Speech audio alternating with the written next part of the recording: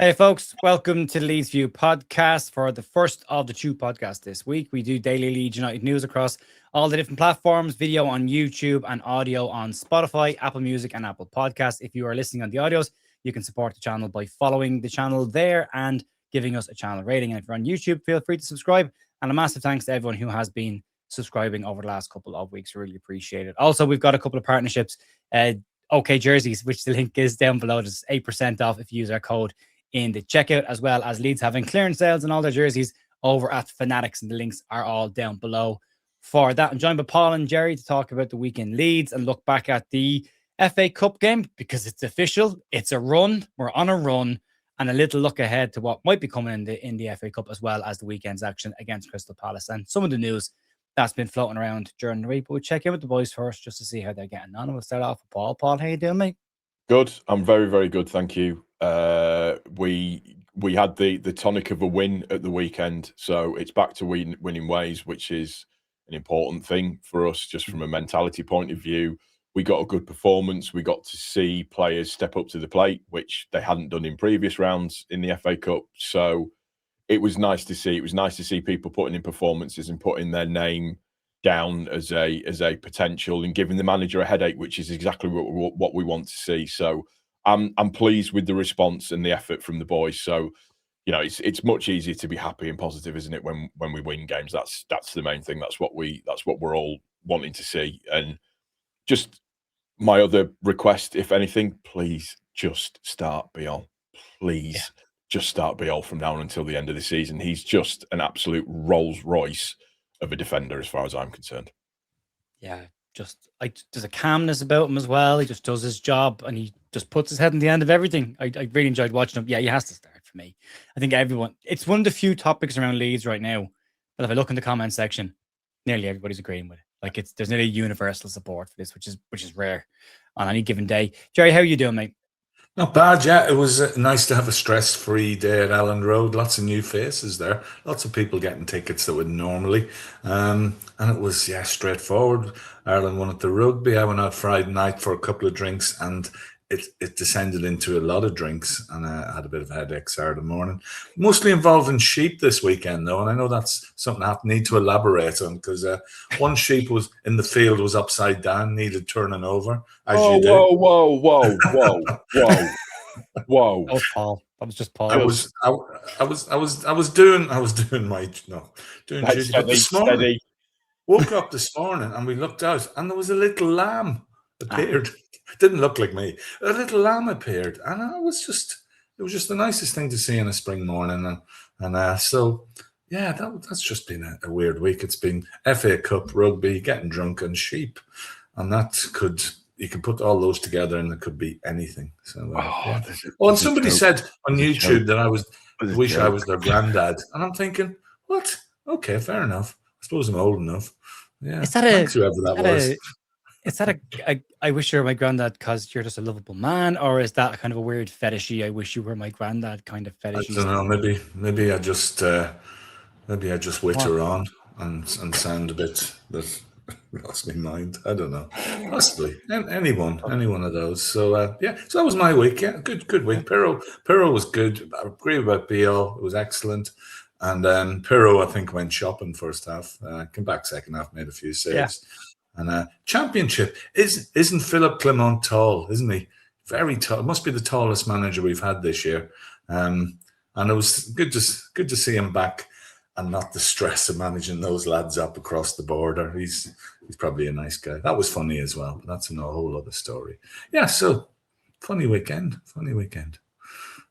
When Diesel's up to one. Oh, here we go. 158. It's gone up 20p. For legal purposes, any comments made about geopolitical things are the views of Jerry McNamee only on this. The local Spar petrol said 20p on diesel. God. Luckily, I only put 30 quid in every week, so it doesn't affect me. Yeah. Yeah.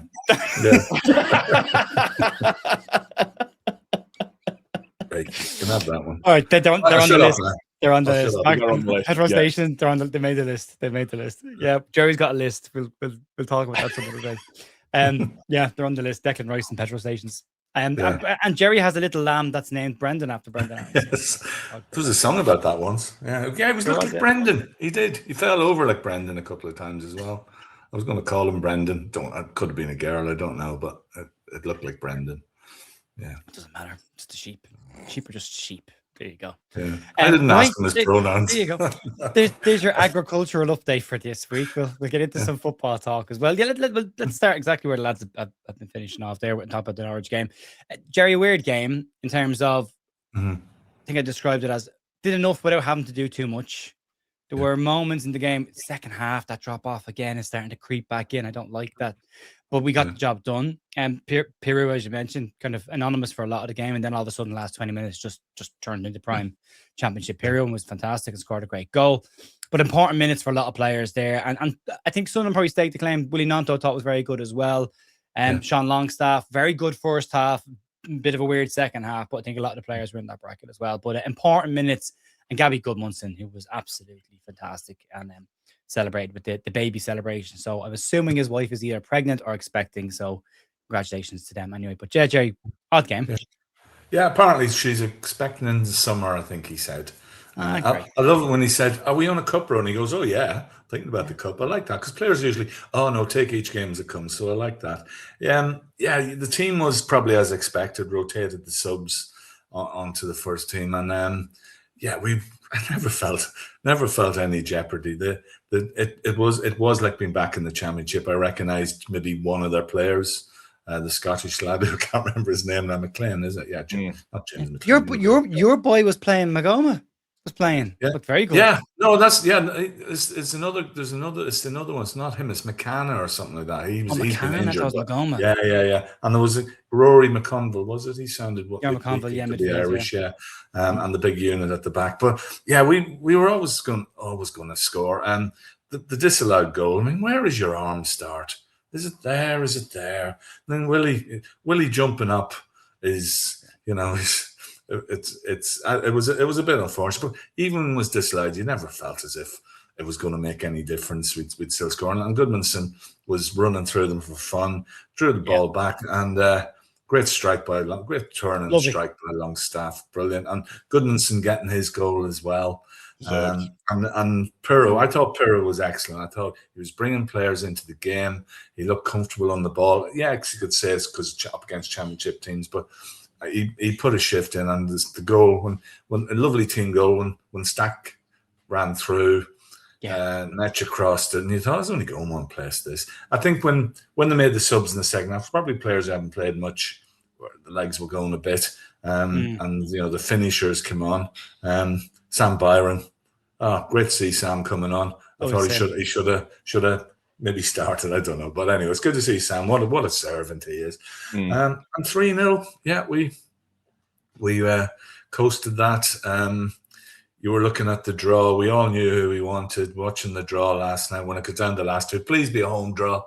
And I thought, well, it's London, as Neil Warnock could say, it's London. That's why. Tell Muscat it's London. That's what he said, wasn't it, Neil Warnock? But and it feels like that. But it could have been a lot worse. And I suppose away to West Ham, it is probably I would say easier, but it's the less hard of all the going. Could have been away at City, away at Liverpool, away at Arsenal, and I'd rather Port Vale. But hey, that's the way it goes. So 3 wins in London, and that's it.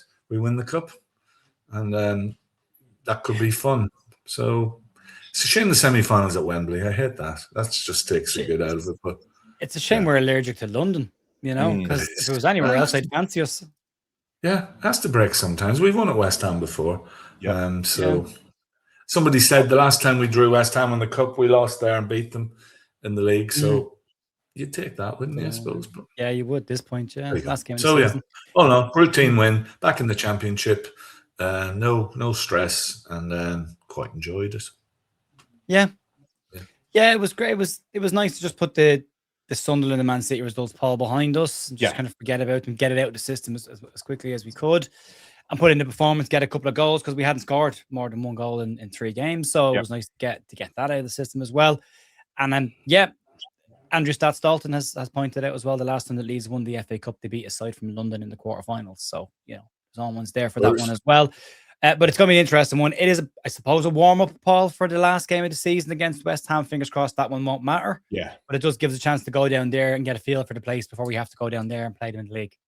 No, I do. I agree with that. It's I remember I said less than a week ago that I wasn't really that bothered about the FA Cup. Suddenly, I'm really bothered about the FA Cup now because 2 weeks ago we were winning everything according to you.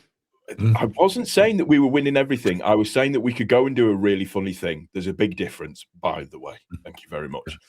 Just to explain the Willie Gnonto goal, not the Willie Gnonto, the Mecha goal as well, by the way. Oh, yes.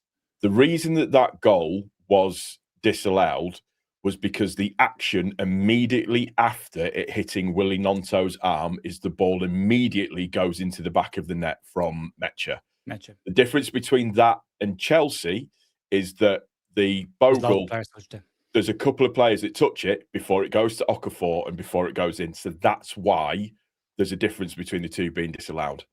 Now, somebody in the comments when I said that at the weekend rightly pointed out that the keeper touches the ball after it hits Gnonto before it goes to Mecha. So technically there is a touch of another player before, if you want to split hairs and try and get something out of it. But it did seem harsh because we've seen them not given as well. We're in that bracket where last week, it hits him right in the crease of the elbow, doesn't it?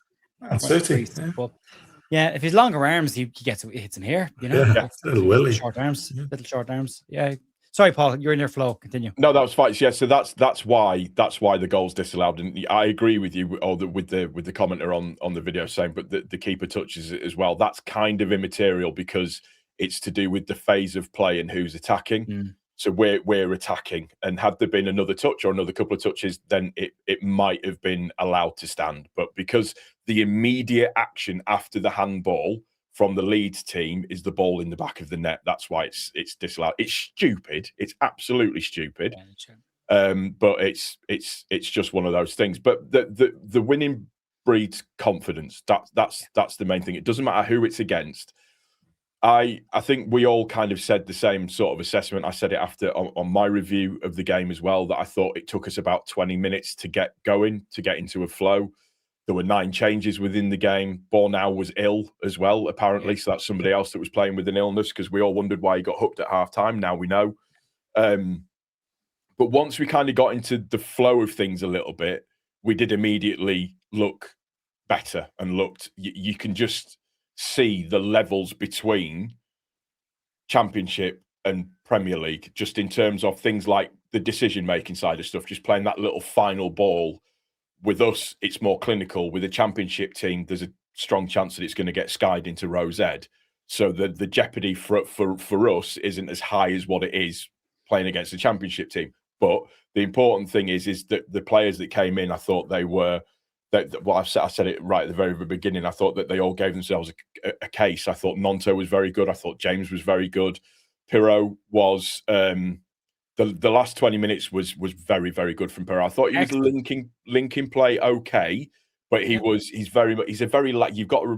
a languid player. He's very much a luxury player as well, in terms of the way that he does play. But I mean, that shot from outside of the box.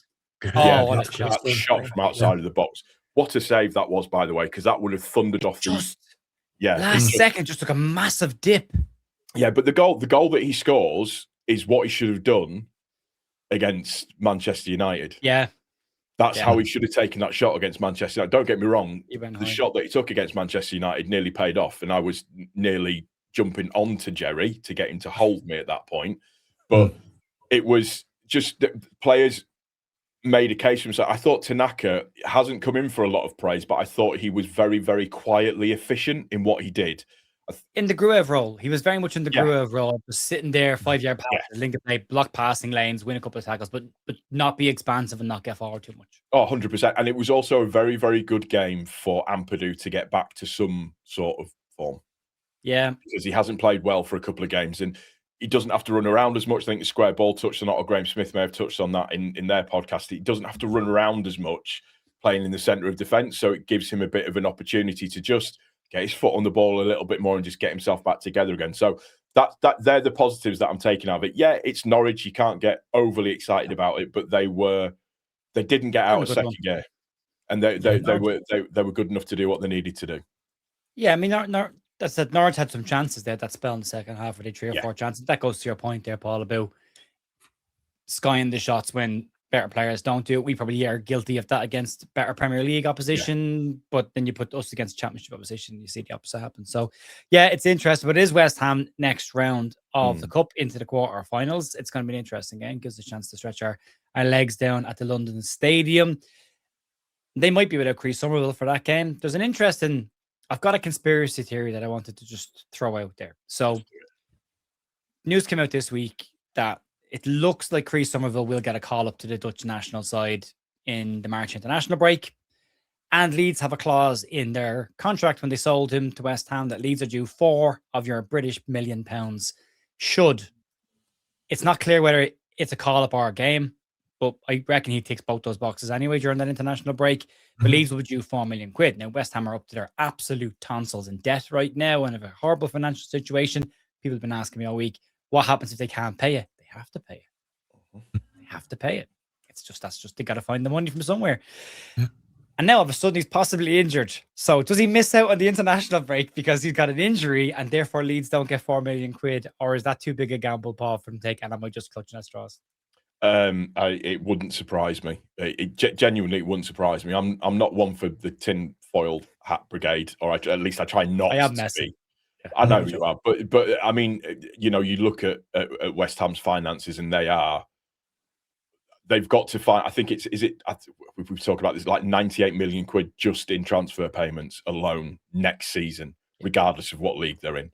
They've got 100 and something odd million pounds worth of debt, which if they do get relegated, that then nearly doubles, doesn't it? Or it over doubles if they go down as well. So they're in a very, very, very precarious position. They've had to refinance, restructure loans just to pay interest off on the loans. I think they've got like 20 some odd million quid's worth of interest that they need to pay off as well. So you'd be quite within your rights to not to make up, but to think this looks a little bit dodgy to me. But as much as I think Chris Summerville is a very, very for himself kind of player, I would be surprised if he would agree to that, because I think for him playing for his country would be pinnacle of what he wants to do. Yeah, it's absolutely massive.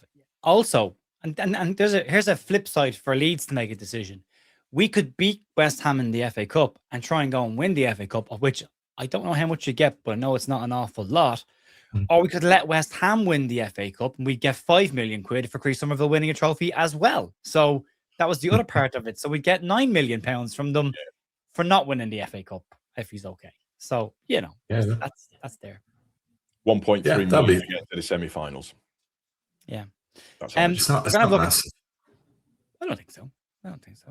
This didn't look good, lads. Jerry, we did our predictions for the 4, and we thought we'd get maybe 5 points from that. Would be a good return. 4 would be not bad. 2 would be a disaster, I think we said. We came out of it with 2. Not the 2 points. Not the club I thought we'd get the points against. Started off really, really well. The Sunderland's the problem. But we're still 3 points, Jerry, and goal difference away from the relegation zone. And the next set of 4, we'll actually look at everybody's. Now, Crystal Palace are still in this, but Crystal Palace are very much safe. So that's the next 4 for the teams that are down there with us. Daniel Farkas said last week he reckons we need 7, 8 points, maybe 3 more wins will be enough for Leeds. 9 points will definitely get us over the line. Palace away. They'll play Thursday night before they play us. West Ham will have Manchester City at home. Nottingham Forest will have Fulham at home. I'm going to skip Crystal Palace because we're playing them anyway. And Spurs are in trouble. Spurs are away to Liverpool. So if Liverpool can sort their form out and Fulham can get Harry Wilson back, someone to actually create a chance for them, and we can nick something at Crystal Palace, it might not be the worst weekend going right now, Jerry. No. I think the worst thing to happen is that we've no game this weekend in the league, because we've had no week and a half to mull it all over, and it's you're on a downer rather than thinking we're safe, and all of a sudden we're dragged into it. Our fixtures look tricky, to say the least. You know, Palace away, they've had a bad spell, but it's always difficult, and it's London. Brentford, we know, are in decent form, and that lot, they're at Old Trafford on a good run. we're ever going to beat them. And Wolves are playing well. So all of a sudden, I don't think we're getting any, but no, we'll get some points out of that. Out of those lots, I think Forest is not a bad run. Fulham, again, I can't understand teams like Fulham. Why did they put out a weakened team? They're safe. They could have won the cup. You know, they could have been contenders playing a championship. Don't understand that. But you would hope that they'll come back. But Forest, you saw how they were against Man City. So I can see Forest having the best of those. West Ham have to go to Man City, who are chasing at the moment. But as you say, Spurs, by the time they play Sunderland, you know, we could be more points ahead of them. Because Liverpool away, you'd expect them to lose that. Forest, well, someone's going to have to drop points. Mm-hmm. So, you know, by the time we go to Old Trafford, you would hope if we get 4 points, 3 points off these next two games, we could be well clear of Tottenham. But this time of the year, teams go on championship runs who haven't done anything all season because you're fighting for your lives, and sometimes playing against the middle of the road teams is what you want. You don't want to be playing relegation threatened teams. So what I'm trying to say is I'm a bit scared, but that's just the angst. It's going to be worrying with every game, going into every game, the tension. If we can pull off a win against Palace, it all changes. 4 points from these two games, and I think we're okay. And you just think West Ham and the others will drop points. Not everybody's going to win every game. So we're lucky have enough teams below us, but it can change very quickly as we see. So I'm a bit nervous, but that's just because of the situation, not necessarily because we're a bad team. And players have rested up, plenty of time to think about it all now. Hopefully Sunderland was the deepest, but we remember a few years ago when we were going for the championship, we started stuttering at this stage, and there was a draw against Blackburn. We lost to Blackburn, draw against Sunderland. You just worry about that stuff. But all these teams are worried about this, all of them. Yeah, and Forest, Paul, very good against Manchester City. They've got some good individuals. Gibbs White back heel was just absolutely fantastic. Goal for anyone to score, just a beautiful finish. They've got difference makers. Maybe not as strong a team as we keep saying. Leeds have got a very strong team mentality. West Ham got a win, but again, individual players doing it for them. Summerville again, if he is out injured, and it's not confirmed that he'll definitely miss any games, but if he is out injured, it's a serious blow for West Ham, especially going away to playing Manchester City at home. That could put pressure on them. But it's a really important game for Leeds to try and go to London and get something. Leeds have only won once away from home all season. So we need to try and get another win under our belt as soon as we can to take the pressure off the results that we need to get at Elland Road. It can't all happen at Elland Road. We need to start getting some games. And I think for me, Paul, I was disappointed with the approach to the Sunderland game. I thought we reverted to type a little bit from the early part of the season where it was slow build-up, high possession, slow passing, didn't break them down, didn't stretch them, didn't really give them create any clear chances. We have to approach this game in a far more aggressive manner. I think we need to approach the next 3 games, even 4 as far as Wolves, those 2 home games specifically. But we need to approach these in a much faster, more aggressive manner than we did against Sunderland. No, yeah, that's absolutely correct. We all talked about the Sunderland game. We've waxed lyrical about it. There was no need for Gruev to be starting in that game. Him and Ampadu were occupying the same space. We didn't have anybody that could. There was a big Tanaka-shaped hole that was in there. I've also mentioned as well that it's no surprise to me that we've not gone off the boil, but the performances have just dropped down a little bit, particularly when you consider that Okafor hasn't been in the side for the best part of a month as well. So that kind of mercurial player that can carry a ball, that can bring you forward in attack, that can play a snappy little pass, that's got a good bit of footwork, that can just make something happen out of nothing. Don't get me wrong, Stack's been doing a good job of that as well recently, so that stands in very good stead. But we've got to get rid of whatever inhibitions that we've got, any worry that we've got, and we've just got to go at every single game. We have to go at every single game. We need to be attacking. For me, I want us to play a 3-4-3. That's what I want to see us do. I want the kind of stroke wingers that are on the line for us as well. I want to see us switching it up in the middle of the park, not always being predictable. The last 4 games, even we picked up the draws, the lineups had become predictable. the way that we were going to play had become sort of mildly predictable. And particularly in the Sunderland game, watching us play that kind of slow Farker ball, which is what he likes to do. He's wedded to that sometimes, and just kind of revert into type a little bit. Just we can't do that. We need to be no fear. We need to be fast, pacey. We need to be the first 20 minutes against Man City. Spoken to enough Man City fans over the past few days with working in Manchester that they all said the same thing. They've got no idea how we weren't 3-0 up with inside the first 25 minutes in that game against City. So we've got to make sure that we are. It's got to be no fear. They've got to play with no fear. I understand there's a lot at stake. I understand there's a lot going on mentally, but we need to be utilising the strength of the team, and we also need to be utilising the strength of the squad a little bit better in terms of the rotation, the way that it's being played. We need to be treating each game as an individual game and looking at what's going to be best suited to win that game. And it doesn't necessarily have to be, right, well, we're going to go defensive and then maybe tie them out and maybe try and get a goal at the end of the game. It needs to be, right, what can we do? Where can we compete really, really well in this game and utilise things that are to our strength? Gabby Goodmanson, who has been nearly faultless for ages now, and just in terms of the way that he plays, absolutely running up and down the wing. You look at the interplay and the interchange between Gnonto and Goodmanson. Yes, I know it was against Norwich, but the intelligence of what they were doing, Gnonto holding on to two players to create the space for Goodmanson to make the run into the box for the ball to be played to him, and then Longstaff scores that goal. It's just that little bit of intelligence, the directness that Dan James can bring. All of those types of things, we need to be looking at those and utilising them a lot better.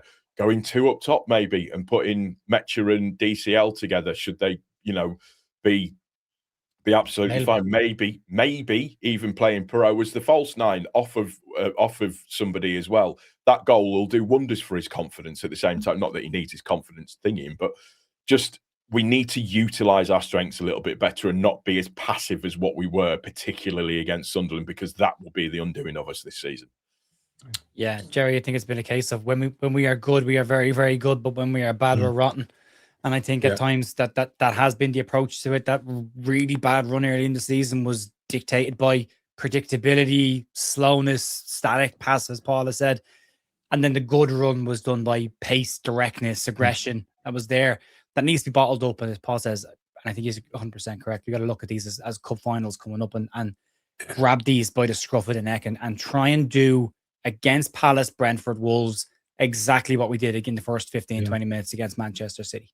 Yeah, because we've matched the top teams this year in that run. And I think from that Sunderland game, it was sad to see we reverted back to DCL being isolated. I think that was a big issue. I mean, he always plays well, works his heart out, but if he's doing flick-ons and winning headers and there's nobody there, then it flicks. And I'm sort of thinking about Perot. I always like Perot. Sometimes a player just hits a little bit of form at the end of the season. A goal sparks them. Maybe is there a time that we try him rather than sticking him on with 2-3 minutes to go and nothing? There should be a plan for him, really. Nemecha is the two different players. Nemecha is chaos, and he scored 6-7 goals this year. But when he comes on, something seems to happen. So either one of those needs to be involved. Will he start Aidan? I doubt it. But there needs to be when whatever it be, Brendan linking up, and that's worked as well. We saw that at Newcastle this year. It's got to be more utilised and get players back in form. Ampadu back in form. Does Longstaff come in now? Because I think Longstaff him and Gruev probably are up against each other for this place. But I think Longstaff's just got that bit extra. And if he's fit, I probably would start him because I love that he goes in for a tackle against the crowd goal. And I love him for that. And I was surprised they didn't bring him on against Sunderland, the Geordie lad. Yeah, so did I. Yeah, he would have loved it. You could see him. You could see. I think he raised his eyes to the heavens when he knew he wasn't going on. And I thought that was a chance missed. But the Sunderland game's gone. We forget that. Just if we get 3 points back in the horse, we're all happy again. And West Ham lose at Man City. We pull a win off at Palace. Forest draw. All of a sudden, it all changes again. And if we it's impossible. Maybe we should just isolate and say, right, these are our fixtures. We need 3 wins out of those. Forget what's going on around us. But that's impossible because we torture ourselves, and that's the nature of it. And nobody's now watching the other games. I was. My other half asked me, "What's wrong with you?" And I said, "West Ham have scored." And she just, what's that got to do with anything? Yeah. Oh, you don't understand. You don't understand. But she does.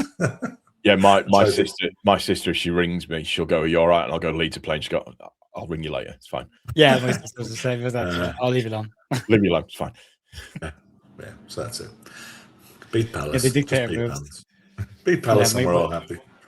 I've sent me a gif of our meme of it's like my husband says I'm dramatic, and it's that picture of the dog with his eyes rolling to heaven, and the next quote underneath is him after his favorite football team lose, and it's coming towards us. So yeah, it can make or break your weekend. But we're at that stage of the season where we can't just look at ourselves. Like, you're looking at marginal gains anywhere you can get them. Like, literally, I have a spreadsheet in front of me and I'm looking at going, maybe they'll get 3 points there, maybe they'll get a point there. I'm trying to work it out. I mean, Andrea Russo sent me a predicted the league table app, and he had Leeds finishing 11th, but I think we'd all said Sunderland 3 points. Now, people have rightly said why anyone thought that was just going to be a guaranteed 3 points is beyond me. They've had a good season. But I think it's just a case, Paul, that we're targeting those home games and going, this is where the wins need to come from. So despite the fact that Brentford are having a phenomenal season, they're pushing for Europe, Keith Andrews has proven everybody, including me, wrong. And he's managed to get himself a new contract as a manager as well. Yeah.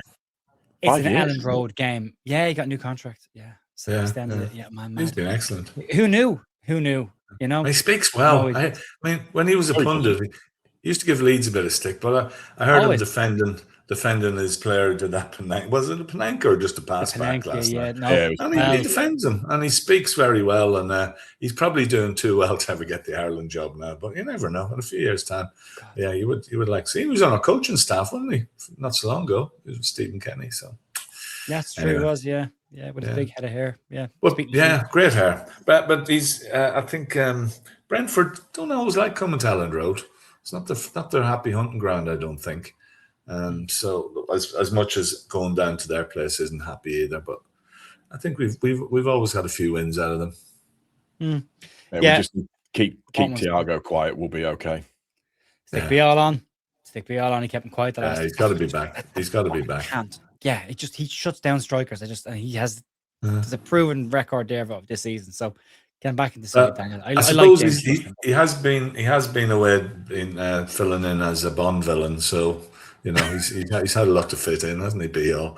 I did find it funny though that everybody was really, really quick to write him off. The Italian league's a farmers' league, and he's not going to be that good. How do you know he's going to be that good? It's just like if you've actually watched him play, you'll understand how good he is. He's he did the same to Harry Kane when he played in the three. But it's about the system. It's about playing as a three. Like when he played against England, he kept Harry Kane incredibly quiet. He's very good at marking strikers out of a game. Haaland, Thiago, there's a litany of them this season. So I like James Justin, and I think James Justin's been fine for Leeds. Yeah. But I want that back three to be back to where. And also, I think he's a massive threat from attacking set pieces as well, because he's just a huge player to be in there. I mean, we were looking very dangerous from every single long throw we had when he was making that run to the front post. And then all of a sudden, he's not in there, and we're not scoring or creating any chances from long throws anymore. Now, that just could be because teams have twigged onto it a little bit or defending differently. But, he adds a lot to Leeds on both ends of the park, so I'd like to see him go back in. He also lets Pascal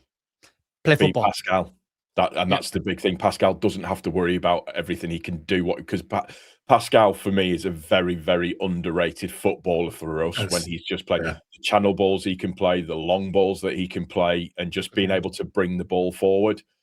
It's great to watch. And Bial also has a wand of a right foot as well, because you look at the Willie Nando handball for the Metro goal, and that was Bial's long ball down the middle of the park to just split the defense open and put him in behind. So he's got that in his locker as well. But look, and he covers behind for Pascal when he does get caught in odd time. And when he does his little adventures. Yeah, he's on Liverpool's list as well. I've heard from more than apparently one. Yeah, and you can see why. So we gotta make best use of him. As you say, get the band back together, Pascal, Joe, and Bijol, and Justin, and I think Bogle as well. Playing him upfield doesn't work. You got to play the players in the right position. Justin will come in and find the space. He deserves a place in the team, but you can't adjust the team to fit him. So I think that's probably what we've learned the last couple of weeks. Yeah, and saying all of that, now he'll probably pick the exact same team he picked against Sunderland and give them a chance to fix the mistake. But I hate that. But anyway, don't do that. Other talking points to wrap up this week. There's not a huge amount that was talked because of the FA Cup, but loanees the Leeds have got. It's a mixed bag, really. We're not going to talk about all of them, but reports today, Jerry, you'll like this. Jack Harrison started well at Fiorentina, booed off the park against Parma, and the Italian media have gone in 2-footed on him and basically said he's Jack. Things that we'll have heard before, which won't surprise anybody. I get the quotes: missed place crosses, poor decisions, and limited attacking impact. I saw a clip of him recently. It was that Newcastle game under Bielsa, and the way he used to move and score, and I think it was another player that Bielsa got the best out of. I think for us, we need him playing well because the club needs the money. As I say back home, the club needs the money. So has he got another year of his contract to go? Has he? I think he's got till 27. Yeah, he's got till 27. I wouldn't be surprised if that's mutually terminated at the end of the season. The wages he's on. Yeah, he's on huge money. Yeah, he's the most expensive player in the squad. When we stay up and in Europe, we'll be all right. We can get rid. But and Vober has to come back for a year, hasn't he? He's played 79 minutes. Yeah, 79 minutes this season. Yeah. But he did say, Jerry, he reckons he'll be back just after the international break, and he'll have 5 or 6 games to give his absolute all for Werder Bremen. Like, well, that's nice of you, mate. You've been there all season. You played 79 minutes. He's a warrior, apparently. Knees made out of biscuits. Yeah. Legs made out of biscuits. Yeah. He looks like stuck with him. He looks like a Temu Bond villain. Is it Temu? Yeah, he's got that look about him, but not the. Yeah, I thought when he came, I thought he was a good player when he came. I thought, yes, this guy good. And I don't know what's happened to him. He's just. I think he just had too many pies, or broke himself. He had calf and hamstrings. He tore the hamstring off the bone at the start of the season. He got back from that, and then he did his calf. Yeah.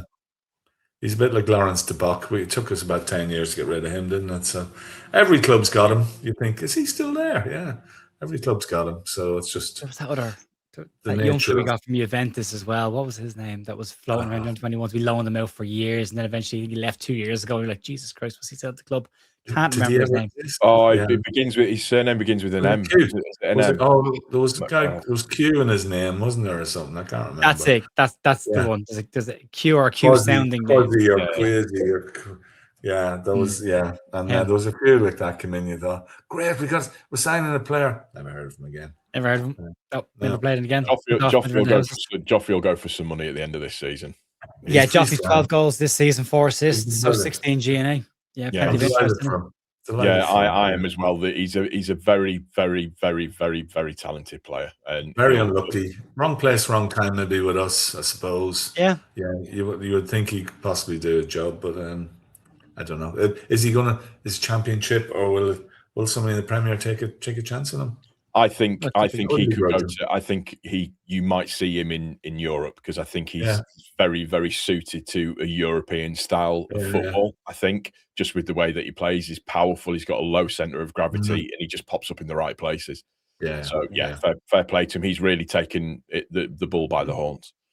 The other one to talk about, Paul, Larry Ramazani. He's had a really weird season. So starts really well in his first loan, gets an assist, and then immediately gets injured. And then the injury comes back a little bit, gets into a little niggle, and kind of start part of the first half of the season. Then eventually he starts to get into the team. He's got 4 goals now at Valencia. A very unusual penalty a couple of weeks ago where he had to retake the penalty because one of his players pranced into the penalty area just as he was about to hit it. It's the weirdest looking thing I've ever seen.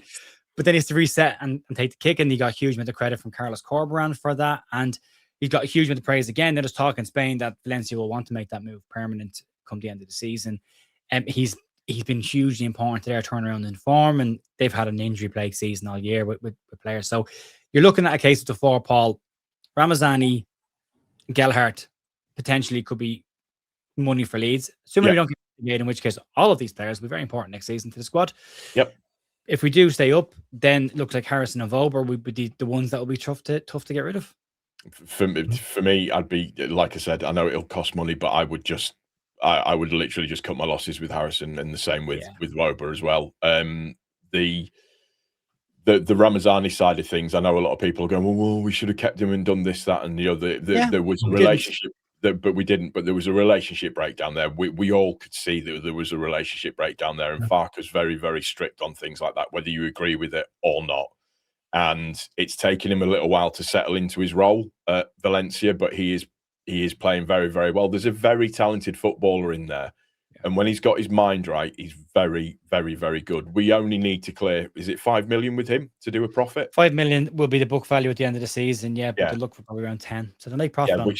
So we would make a really decent profit. I've got no axe to grind with Ramazani at all. It's just one of those situations where it doesn't work out.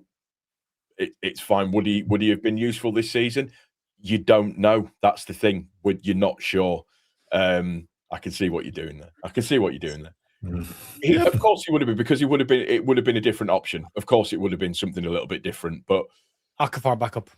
Yeah, it would have been Okafor backup, and would you wanted to play backup to Okafor, where you've got somebody like Gnonto, who, not saying that Gnonto's happy playing that role, because obviously he wants to be starting all of the time, but what you've got with Gnonto now is you've got a player who is getting his head down, maturing, and getting on with his task, which is helping the team. And I don't think that's the type of player that Ramazani sees himself as. I think Ramazani sees himself as the main man, pretty much. Yeah. Jerry, he enjoyed the promotion, didn't he, though? He enjoyed the celebrations. I'll give him that. He got it, didn't he? He did get it, and I think people enjoyed him for that. Is Matthew Joseph on loan? Did we sell him? I can't remember. The less said about Joseph, the better. Well, it's not necessary, and that it's a bit unfair. He hasn't got a huge amount of G&A this season. He has been primarily playing on the right wing for Mallorca when he has played. Now, the manager got sacked 2 weeks ago. The new guy came in and played him up front in a 2 at the weekend. He played 80 odd minutes, didn't score or get an assist, but he's played lots of minutes this season. He has played a lot of football, but he hasn't probably done what he would have wanted to do, but he's been doing the job for Mallorca. Mallorca are hanging around the wrong part of the league as well. Good luck to him. Hopefully he gets a break and it works out for him. You know, again, no axe to grind. As long as he doesn't come back and haunt us in the Premier League or anything, I hope he does all right. Yeah. Yeah, be decisions made. We're going to hear lots about them in the next couple of weeks as the season gets closer and closer to its end. We'll have the preview podcast out on Thursday before the game. At the weekend, game is Sunday this week. There will be watch along on bigup.com, and we will have a press conference reaction over on bigup.com as well. The news is out across all the platforms as well. You can check all them out as well. And there is a link down below for a survey for a very nice man called Aidan Hickey, who I spoke to yesterday. And Aidan is doing his thesis at the moment. He's a Leeds United fan, and he's looking for some Leeds fans to fill out the survey form. Takes about 5 minutes. And he's looking to just look into the connection between fan sentiment and the back of watching the likes of football documentaries, Sunderland Till I Die, Take Us Home with Leeds, those kind of ones. And do you view your team differently on the back of them? So if you could take 5 minutes out of your day to fill in that survey for Aidan, that would be massively appreciated. Good kid. I had a lovely chat with him yesterday. Very respectful young man. And been very nice to help him with his thesis as well. So outside that, Jerry, any final thoughts? And just go and get something at Palace. It's the start of St. Patrick's weekend. I'm in London at a gig, my lad's gig on Saturday night. Next Tuesday is St. Patrick's Day, where it's traditional that on St. Patrick's Day, Jesus drank Guinness when he was in the desert for 40 days and 40 nights, something like that with St. Patrick. And he had Easter eggs on Sunday. Yeah. Easter eggs, he had. And Jesus basically went into the desert to give up fags. We know that. And that's what the whole religion is based on. Anyway, Palace win. That's job done. That's what we need to do. Oh, and Ireland could win the rugby this weekend. We could win the whole thing. Wasn't it a mad rugby weekend?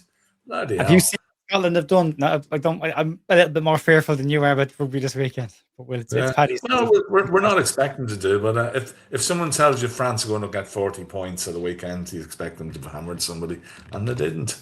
Yeah. And England aren't doing so well, but never mind. One of these days we're gonna get in trouble. Paul, anything to leave us with? Yeah, Liverpool have brought it back against them. And Barcelona are doing quite well as well. But yeah, just go beat Palace. Just go beat Palace. Don't show them 1-0 on mine. Is it? Yeah. I might have been completely wrong. So just go beat Palace. That's all I want. Just go beat Palace. Just go and beat. We're all Liverpool tonight. We're all Liverpool Ignore tonight. Paul, he's talking nonsense. It's still 1-0.